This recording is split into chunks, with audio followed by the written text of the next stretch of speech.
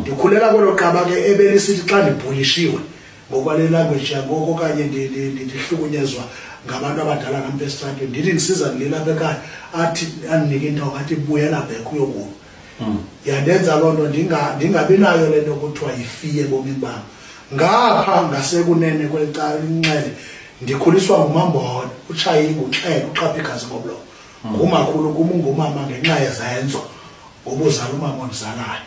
Umama kula bantu ndithetha ngabo uyinkulu baqala ngabe uzibona.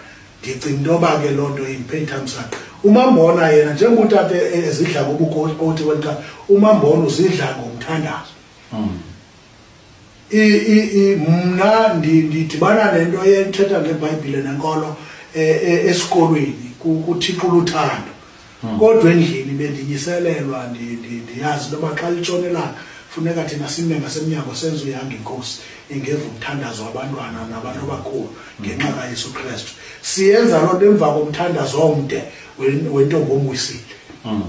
Intonga yayo number 11 kuba bokothixo akekho njengaye masithi ingqondo zethu zimbongo uyehova ezinsizini lisona bona. Ithi awutsho le mazwi Dlamini kugaluke notata noba senomqhele utsala ucengweleza umthandazo omawisile le ntombi kanti ufaka inhlango umambona ubethelela umathunga seGiliyadi ngoba xa ilizwi likaThixo Dlamini libekwa kubantu abayi-50 uba omnye umuntu elizamchana kula 50 imkenye 49 isithi hayi wethu uhamba nami. Kanti kwesi sizukulwana sakhe umambona asithandazelayo ukho umntana ozawuchola itika eqonce athenge naye eqonce. Ngoku Dlamini I'm being recognized as umvangeli kwinkonzo yamasabatha ophuma izandla. Kukho abantu abathi xa bendijonga ndime eqongeni ndisithi uThixo kaSirayeli bathi inoba ngumfundisi. Apho ndiphangela khona nasekuhlaleni I'm being recognized as umfundisi.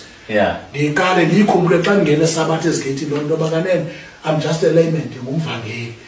Ngamandla nothuku elaphuma kulaa mithandazo yena xhekwazi lasemambonini. Sikhule ke ndicinga into yoba lo mlilo uvuthe emathambeni am undenza ndibe nolugqozi nanolufuthe lesivuguvugu sento yoba ndithi ndawuvela kuthiwe madoda ngoku umcimbi uyayondelelana ndilincance kwelo xhego nelo xhekwazi.